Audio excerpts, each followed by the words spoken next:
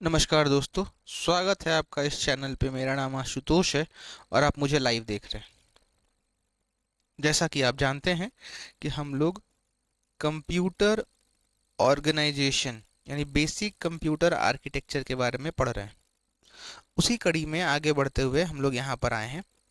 तो आपसे रिक्वेस्ट है कि आप इस वीडियो को देखने से पहले पुराने वीडियोस को अवश्य देखिए, ताकि आपको ये पता चले कि कॉन्सेप्ट कैसे रिलेटेड है और हमें आगे और क्या करने की आवश्यकता है कि चीज़ें हमें समझ में आए। आइए बिना टाइम वेस्ट किए इस वीडियो को स्टार्ट करते हैं। पिछले क्लासेस में हम लोग कंप्यूटर आर्किटेक्चर की बात कर रहे थे और एक कंप्यूटर जो है कितने प्रकार से प्रॉब्लम्स को सॉल्व कर सकता है, कैसे सॉल्व करता है, इन सब के बारे में जान रहे थे। तो यहाँ पर एक कॉन्सेप्ट आया था फ्लाइंस क्लासिफिकेशन का। फ्लाइंस क्लासिफिकेशन जो है वो दिया गया था फ्लाइंस के द्वारा 1966 में। और ये फ्लाइंस क्लासिफिकेशन जो है वो क्या करता है कि कंप्यूटर के आर्किटेक्चर को क्लासिफाई करता है दो चीज़ों पर। कंप्यूटर के आर्किटेक्चर को क्लासिफाई करता है दो चीज़ों पर। ठीक है, पहला क्या हो गया? पहला चीज़ जो हुआ वो हो गया concurrent instruction streams and data streams. Concurrent instruction streams क्या होता है? तो कॉन्करेंट इंस्ट्रक्शन स्ट्रीम्स का मतलब होता है कि एक प्रोसेसर एक बार में कितने टास्क को एग्जीक्यूट कर सकता है। ठीक है, तो वो आता है कॉन्करेंट इंस्ट्रक्शन स्ट्रीम में। डेटा स्ट्रीम का मतलब ये होता है कि एक प्रोसेसर प्रोसेसिंग के बाद क्या तुरंत डेटा को मेन मेमोरी में ट्रांसफर कर पा रहा है या क्या तुरंत आउटपुट डिवाइस को भेज पा रहा है। ये होता है डेटा स्ट्रीम, यानी ट्रांसफर ऑफ डेटा किस हिसाब से हो रहा है, किस स्पीड से हो रहा है, उसको हम लोग रखते हैं डेटा स्ट्रीम के अंदर। तो फ्लाइंस क्लासिफिकेशन के आधार पे कंप्यूटर आर्किटेक्चर को चार प्रकार से डिवाइड कर सकते हैं या चार तरीके से क्लासिफाई कर सकते हैं। कौन कौन सा है? पहला है SISD, दूसरा है SIMD, तीसरा है MISD और MIMD। ये सारे जो हैं वो शॉर्ट फॉर्म्स हैं। आइए एक एक करके हम इनके बारे में जानते हैं। पहला हमारे पास है SISD। SISD का पूरा नाम क्या होता है? इसका पूरा नाम होता है सिंगल इंस्ट्रक्शन सिंगल डेटा, यानी SISD का फुल फॉर्म है सिंगल इंस्ट्रक्शन सिंगल डेटा। यानी आप जो कंप्यूटर यूज कर रहे हैं या आज से पहले यूज कर रहे थे, वहां पर ये SISD single instruction single data चलता है। यहाँ पर क्या होता है? तो यहाँ पर ये होता है कि हमारे पास एक प्रोसेसर होता है। इस प्रोसेसर को हम लोग एक बार में एक इंस्ट्रक्शंस देते हैं। वो एक ही इंस्ट्रक्शन को एक बार में सॉल्व कर पाता है और उस इंस्ट्रक्शन को सॉल्व करने के दौरान हम उसे जो डेटा प्रोवाइड करते हैं, उस डेटा को प्रोवाइड करने के लिए जो चैनल है, माध्यम है, वो भी एक ही है। यही पूरा का पूरा कॉन्सेप्ट जो है वो किसका है? SISD यानी सिंगल इंस्ट्रक्शन सिंगल डेटा। ठीक है, तो यहाँ बताया गया है कि it is used in a conventional serial computers, यानी कन्वेंशनल पुराने कंप्यूटर्स जो हम लोग यूज करते हैं या करते आ रहे हैं, उनमें इस कॉन्सेप्ट का इस्तेमाल किया जाता है। क्या होता है यहाँ पे? तो one processor executes one instruction stream, यानी एक प्रोसेसर जो है वो एक इंस्ट्रक्शन को सॉल्व करता है, यानी एक निर्देश को एग्जीक्यूट करता है। ठीक है, कहाँ पे यूज करते हैं? तो पुराने पीसीज में और सिंपल माइक्रो कंट्रोलर्स में। दूसरा हमारे पास जो है वो है SIMD। ये क्या कहता है? Single instruction multiple data. ठीक है, सिंगल इंस्ट्रक्शन मल्टीपल डेटा। यहाँ क्या होता है? अब यहाँ पर यह होता है कि हमारे कंप्यूटर में एक कंट्रोल यूनिट होता है। ठीक है, हमारे कंप्यूटर का, हमारे CPU का जो कंट्रोल यूनिट है, ये कंट्रोल यूनिट जो है डेटा को प्रोसेसिंग के लिए कई अलग अलग जगहों पर डिस्पैच करता है, कई अलग अलग जगहों पर भेजता है, सेंड करता है। ठीक है, तो वो किसका आता है, SIMD के अंदर, यानी एक सिंगल कंट्रोल यूनिट होता है। वो सिंगल कंट्रोल यूनिट क्या करता है, डेटा को डिस्पैच करता है, भेजता है, किसको, मल्टीपल प्रोसेसिंग एलिमेंट्स को। अब जब वो मल्टीपल प्रोसेसिंग एलिमेंट्स के पास जाता है तो हर एलिमेंट जो है अलग तरीके से उसको हैंडल करता है। इसका इस्तेमाल कहाँ करते हैं, तो इसका इस्तेमाल हम लोग करते हैं ग्राफिक्स प्रोसेसिंग में या वेक्टर प्रोसेसर्स में। तो SIMD का दो इस्तेमाल है जो आपको याद रखना है। पहला क्या हो गया, GPUs यानी ग्राफिक्स प्रोसेसिंग यूनिट्स में, और दूसरा वेक्टर प्रोसेसर्स में। आई रिपीट, कैसे काम करता है, तो यहाँ पर एक सिंगल यूनिट होगा, एक सिंगल यूनिट, और वह सिंगल यूनिट जो है इंस्ट्रक्शंस को मल्टीपल प्रोसेसिंग एलिमेंट्स के पास भेजता है, जिससे कि क्या हुआ कि हर प्रोसेसिंग एलिमेंट जो है डेटा को अलग अलग तरीके से हैंडल करता है और अलग अलग तरीके से एग्जीक्यूट करने के काम में आता है। इसके बाद अगर हम लोग चलें तो हमारे पास एक होता है मिस्ड, जिसको हम लोग बोलते हैं multiple instruction single data set, यानी मल्टीपल इंस्ट्रक्शंस को यहाँ पे दिया जाता है। ठीक है, तो यहाँ पे क्या होता है, तो एक डेटा स्ट्रीम है, यानी एक माध्यम से डेटा भेजा गया, ये डेटा स्ट्रीम है। इस डेटा स्ट्रीम को या इस डेटा स्ट्रीम पे क्या होता है कि मल्टीपल बहुत सारे प्रोसेसर्स जो होते हैं इस डेटा स्ट्रीम को प्रोसेस करने का काम करते हैं। ठीक है, यानी बहुत सारे प्रोसेसर्स जो हैं वो इस डेटा स्ट्रीम को क्या करते हैं, प्रोसेस करने का काम करते हैं। इसका इस्तेमाल कहाँ करते हैं, तो इसका इस्तेमाल करते हैं स्पेशलाइज्ड मशीन्स में। स्पेशलाइज्ड मशीन्स जैसे MRI वगैरह करते हैं, CT स्कैन वाला मशीन है, उन जगहों पर हम लोग MISD का कॉन्सेप्ट यूज करते हैं। अब हमारे पास MIMD आता है। जितने भी मल्टी प्रोसेसिंग सिस्टम्स हैं, जितने भी मल्टी प्रोसेसिंग सिस्टम्स हैं, उन सारे मल्टी प्रोसेसिंग सिस्टम्स में हम लोग MIMD का कॉन्सेप्ट ही यूज करते हैं। ठीक है, इसमें क्या होता है, तो इसमें बहुत सारे प्रोसेसर्स होते हैं। ठीक है, हर प्रोसेसर अलग अलग काम करता है। क्या करता है, हर प्रोसेसर अलग अलग काम करता है। एक एग्जाम्पल समझ सकते हैं, जैसे मान लीजिए ये हमारा इंस्ट्रक्शन है या स्ट्रीम है। ठीक है, तो इसमें क्या होगा कि बहुत सारे प्रोसेसर्स हम लोग लगा देंगे, P1 P2 P3 P4। ठीक है, अब इससे क्या हुआ कि ये हिस्सा जो है वो P1 सॉल्व कर रहा है, ये P2 कर रहा है, ये P3 कर रहा है, ये P4 कर रहा है, यानी अलग अलग हिस्सों को अलग अलग प्रोसेसर सॉल्व कर रहे हैं। इससे क्या फायदा हुआ, एक बार में एक प्रोसेसर, या कहिए तो एक बार में एक प्रोसेसर एक काम कर रहा है, तो यहाँ पर एक दो तीन चार प्रोसेसर्स काम कर रहे हैं, यानी यहाँ पर एक कॉन्सेप्ट पैदा हो गया मल्टी प्रोसेसिंग का। यहाँ पर एक कॉन्सेप्ट पैदा हो गया पैरेलल प्रोसेसिंग का। यहाँ पर एक कॉन्सेप्ट पैदा हो गया डिस्ट्रीब्यूटेड कंप्यूटिंग का, क्योंकि काम को, इंस्ट्रक्शन को टुकड़ों में बांट दिया गया, तो हर एक टुकड़े को एक अलग प्रोसेसर सॉल्व कर रहा है, इसलिए डिस्ट्रीब्यूटेड हो गया। बहुत सारे प्रोसेसर्स मिलकर आपस में काम कर रहे हैं, पैरेलल प्रोसेसिंग हो गया। तो जितने भी मॉडर्न कंप्यूटर्स हम लोग यूज करते हैं या मॉडर्न कंप्यूटर आर्किटेक्चर जो है, वहां पर हम लोग इसका इस्तेमाल करते हैं। तो अब बात आती है कि एग्जाम्पल्स क्या हो सकते हैं। तो यहाँ देखिए लिखा गया है कि most modern multi processor systems and multi core CPUs use this architecture, यानी जितने भी मल्टी प्रोसेसर सिस्टम्स हैं या मल्टी कोर CPUs हैं वो इस आर्किटेक्चर का इस्तेमाल करते हैं।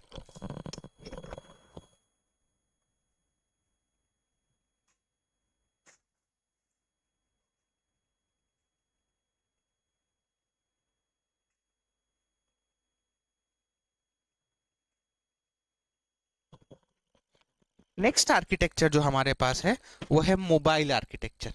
अगर इस आर्किटेक्चर की बात करें तो हर कोई अपने यहाँ या अपने साथ एक फोन का इस्तेमाल करता है। तो हमारा फोन किस आर्किटेक्चर पे काम करता है, वो ये मोबाइल आर्किटेक्चर बताने का काम करेगा। तो अगर बात करें, इस डायग्राम के माध्यम से समझा जाए, मोबाइल आर्किटेक्चर की अगर बात करें तो उसमें भी 3 यूनिट्स होते हैं।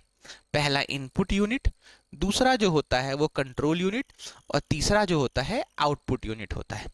कंट्रोल यूनिट के साथ साथ एप्लीकेशन प्रोसेसिंग यूनिट और कम्युनिकेशन प्रोसेसिंग यूनिट भी होता है। तो ये तीनों जो हैं वो मिलकर सेकेंड पार्ट बनाते हैं, या कहा जाए तो ये तीनों मिलकर मोबाइल का सीपीयू बनाते हैं।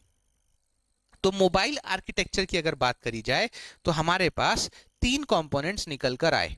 पहला हमारे पास हो गया सीपीयू, दूसरा हमारे पास हो गया, माफी चाहता हूं आवाज खराब हो गई है थोड़ी सी।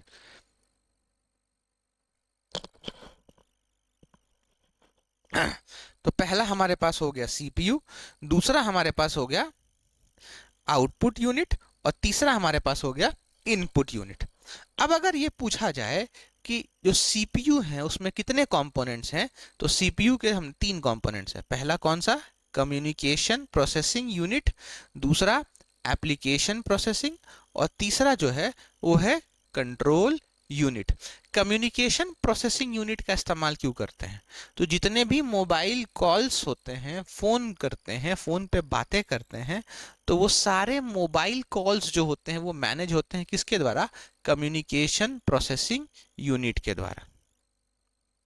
अब आपके फोन में जो एप्स हैं, उन ऐप को मैनेज करने के लिए किसका इस्तेमाल करते हैं? तो ऐप मैनेज करने के लिए हम लोग एप्लीकेशन प्रोसेसिंग यूनिट्स का यूज करते हैं। कंट्रोल यूनिट की अगर बात करी जाए तो कंट्रोल यूनिट जो है वो हमारे फोन का डिस्प्ले, हमारे फोन का मेमोरी, हमारे फोन का पावर, डेटा, इन सब चीजों को मैनेज करने में काम आता है। यह कंट्रोल यूनिट जो है इसका काम यह भी है कि वो सारे डिवाइसेस के बीच में समन्वय यानी सिंक्रोनाइजेशन करे। सिंक्रोनाइजेशन ऑफ टास्क जो है वह भी हमारे कंट्रोल यूनिट का काम होता है। अब जब हम मोबाइल और कंप्यूटर की बात करते हैं तो वहां पर एक चीज बार बार आता है जिसको हम लोग क्या कहते हैं? मेमोरी। मेमोरी से आप क्या समझते हैं? तो हम इंसानों के पास भी मेमोरी है जिसको हम लोग ब्रेन बोलते हैं। तो अगर हमारा ब्रेन ना काम करे तो हमें दिक्कत होगी। तो ठीक उसी तरीके से हमारे कंप्यूटर का भी मेमोरी होता है। तो ये ब्रेन नहीं होता है, मेमोरी वह हिस्सा होता है जो कंप्यूटर में डेटा को स्टोर करता है। तो मेमोरी है क्या? तो मेमोरी को अगर समझा जाए तो it is a device used to store data in binary form. Binary form में डेटा स्टोर करने का जो डिवाइस होता है उसको हम लोग मेमोरी कहते हैं। मेमोरी का जो सबसे छोटा हिस्सा होता है यानी smallest unit of binary data is called bit. तो हमारे मेमोरी में भी बिट का कॉन्सेप्ट आता है। क्या है उसको हम लोग समझेंगे। तो मैं फिर से आपके लिए दोहरा दूं कि मेमोरी जो हमारा होता है वो किस चीज का बना होता है? तो वो बना होता है बिट का। और वह किस लिए काम में आता है? तो बाइनरी डेटा को सेव करने के काम में आता है। अब यहां पर each bit of binary data is stored in a different cell और storage unit। अब ये जो बिट होता है, सपोज करिए मेमोरी है, तो यहां बिट का मतलब बाइनरी फॉर्म की बात कर ले तो 1 एंड 0। तो बिट का मतलब क्या हो गया? या तो डेटा 1 के फॉर्म में होगा या तो डेटा 0 के फॉर्म में होगा। ठीक है। तो यहां पर जब डेटा सेव होता है तो यहां पे 1 हो गया, मान लीजिए यहां 0 हो गया, यहां 1 हो गया, यहां 0 हो गया। तो हर एक डेटा, हर एक बिट जो है, हर एक वैल्यू जो है वो एक अलग लोकेशन पे सेव होता है। ठीक है। उसी को हम लोग क्या बोलते हैं? सेल, या उसी को हम लोग बोलते हैं स्टोरेज यूनिट। अब यही छोटे छोटे सेल्स जो होते हैं, कॉम्बिनेशन ऑफ सेल्स जो होता है या कॉम्बिनेशन ऑफ स्टोरेज यूनिट जो होता है, उसी को हम लोग मेमोरी के नाम से जानते हैं। तो memory can be considered as collection of cells, collection of storage units. Storage units या कलेक्शन माफी चाहते हैं, स्टोरेज यूनिट का जो कलेक्शन होता है या सेल्स का जो कलेक्शन होता है उसको हम लोग क्या बोलते हैं, मेमोरी बोलते हैं।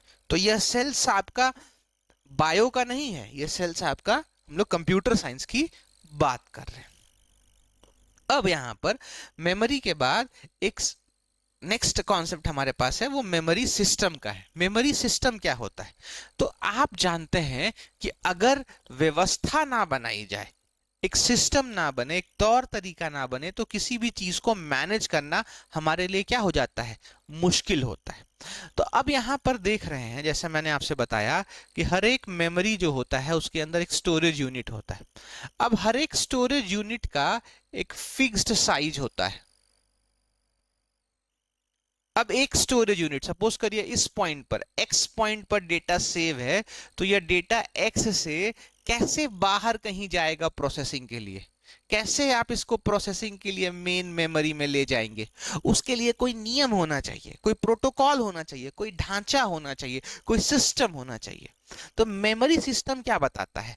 तो मेमोरी सिस्टम यह बताता है कि memory is made up of fixed size. हर एक मेमोरी जो है वो एक फिक्स्ड साइज का होता है, और procedures which tell us how to access the data stored in the memory. यानी हर एक यूनिट पे, हर एक स्टोरेज यूनिट पे, हर एक सेल पे जो डेटा सेव किया हुआ है उसको कैसे एक्सेस करें, उसको एक्सेस करने का तरीका होता है, वो बताता है कौन, मेमोरी सिस्टम। अब एक मेमोरी में कितने देर तक डेटा सेव कर सकते हैं, स्टोर कर सकते हैं? तो परसिस्टेंस के आधार पे, यानी कितने देर तक डेटा सेव कर सकते हैं, उसके आधार पे, परसिस्टेंस के आधार पे हम लोग मेमोरी को दो तरीके से क्लासिफाई करते हैं। पहला क्लासिफिकेशन जो है उसको वॉलेटाइल मेमोरी के नाम से जानते हैं। दूसरा क्लासिफिकेशन जो हमारे पास है उसको हम लोग नॉन वॉलेटाइल मेमोरी के नाम से जानते हैं। आप सब सुनते होंगे, क्लासेस में आपके प्रोफेसर्स बताए होंगे कि हमारे पास वॉलेटाइल, नॉन वॉलेटाइल होता है। तो वॉलेटाइल क्या होता है, पहली बात। नॉन वॉलेटाइल क्या होता है, ये भी हम जानते हैं। कई बार हम लोग इस बात से भी कंफ्यूज हो जाते हैं, या कई बार हम लोग ये समझ लेते हैं कि वॉलेटाइल को ही मेन मेमोरी कहते हैं, और कई बार हम लोग नॉन वॉलेटाइल को कहते हैं कि यह सेकेंडरी मेमोरी होता है, जबकि ये ऐसा है नहीं। परसिस्टेंस यानी कितने देर डेटा सेव हो सकता है, उसके आधार पर हम लोग मेमोरी को वॉलेटाइल और नॉन वॉलेटाइल कहते हैं। लेकिन एक मेमोरी जो है प्रोसेसर से किस प्रकार से काम करता है, या प्रोसेसर के लिए किस प्रकार से काम करता है, उसके आधार पर, यानी इंटरैक्शन विद सीपीयू के आधार पर जब हम क्लासिफिकेशन करते हैं, तो वहां पर कॉन्सेप्ट आता है मेन या प्राइमरी मेमोरी, ऑक्सिलरी या सेकेंडरी मेमोरी। तो आइए इन दोनों क्लासिफिकेशंस को हम लोग समझने की कोशिश करते हैं। तो परसिस्टेंस के आधार पर अगर बात करें तो मेमोरी दो तरीके का, वॉलेटाइल और नॉन वॉलेटाइल। वॉलेटाइल का मतलब क्या होता है? तो वॉलेटाइल का मतलब होता है कि बिजली गुल, डेटा गुल। यानी कि एब्सेंस ऑफ पावर में अगर डेटा लॉस हो जाए तो हम लोग उसको वॉलेटाइल मेमोरी कहते हैं। जैसे कि एग्जांपल आप लोग जानते हैं, वो क्या है, रैम, रैंडम एक्सेस मेमोरी। अब इसको हम लोग प्राइमरी में भी रखते हैं, क्यों रखते हैं उसकी चर्चा भी हम लोग एकदम विश्लेषण के तौर पर देखेंगे।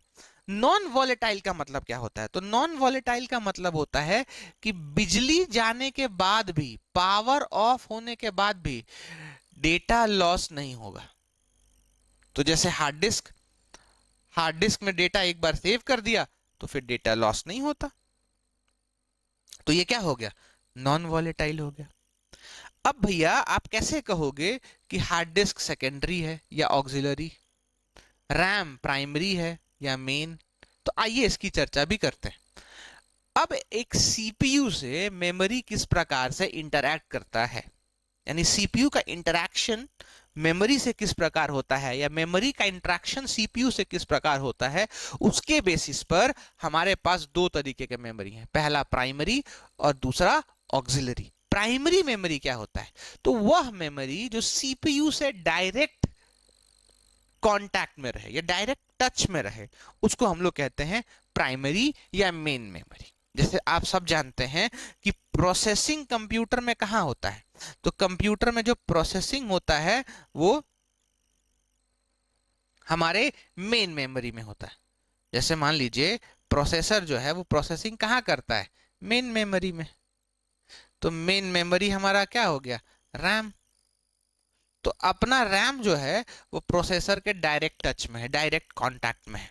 तो जो डायरेक्ट टच में रहे या डायरेक्ट इंटरैक्ट करे किससे? सीपीयू से, उसी को हम लोग कहते हैं मेन या प्राइमरी मेमोरी।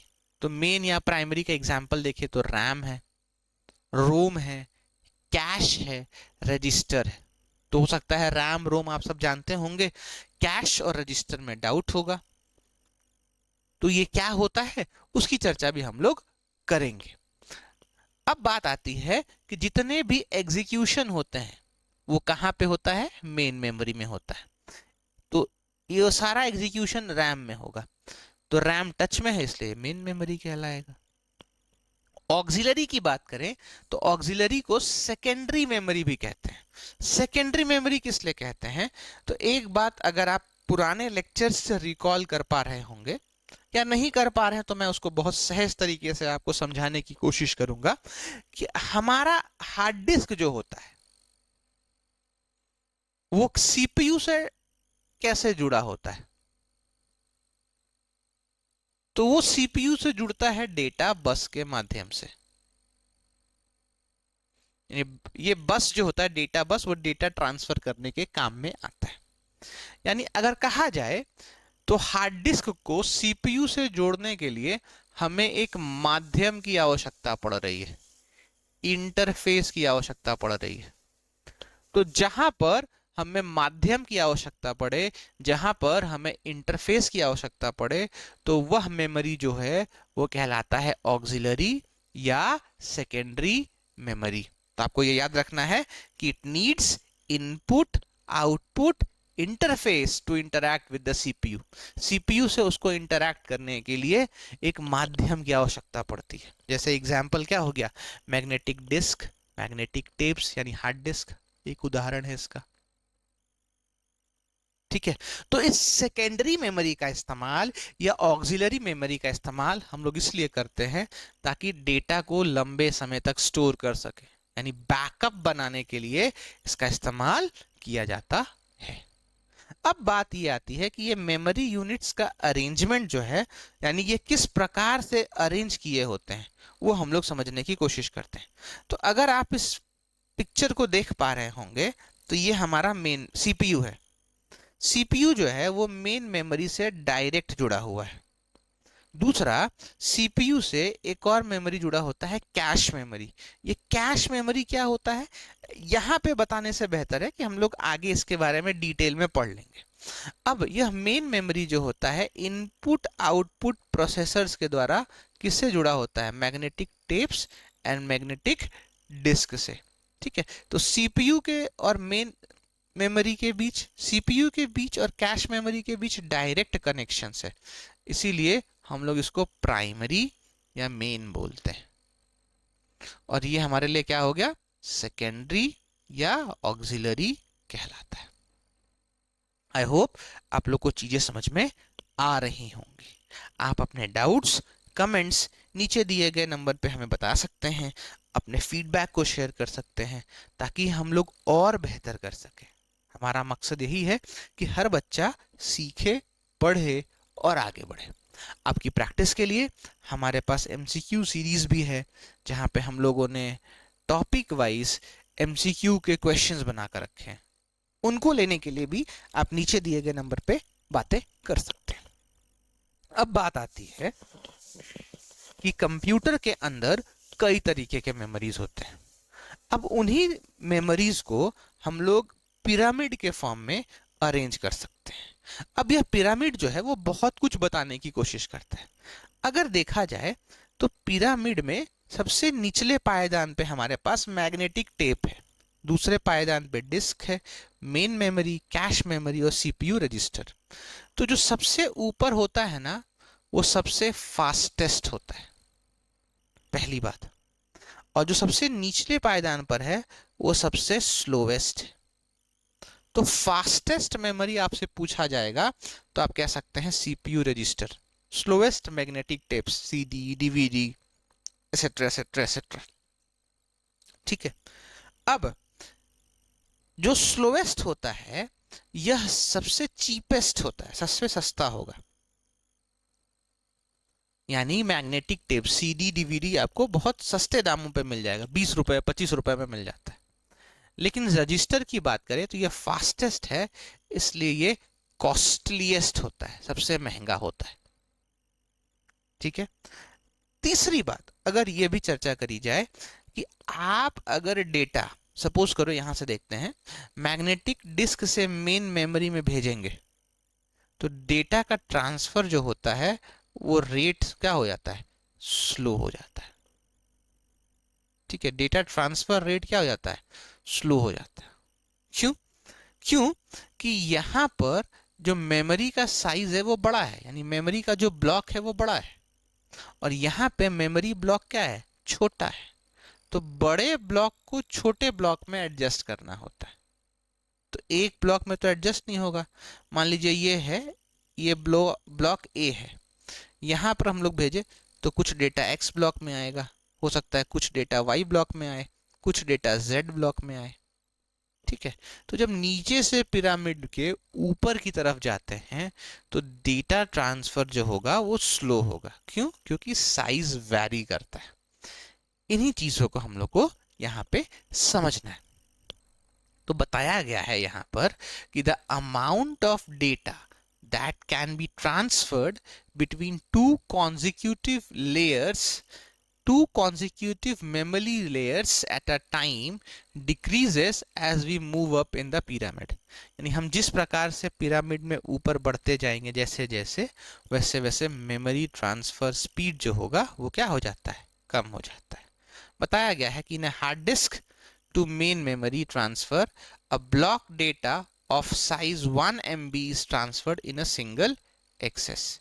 यानी एक बार में कितना डेटा ट्रांसफर कर सकते हैं, 1 MB कर सकते हैं। यानी सपोज करिए मैग्नेटिक डिस्क से मेन मेमोरी जाएंगे तो 1 MB डेटा ट्रांसफर होगा।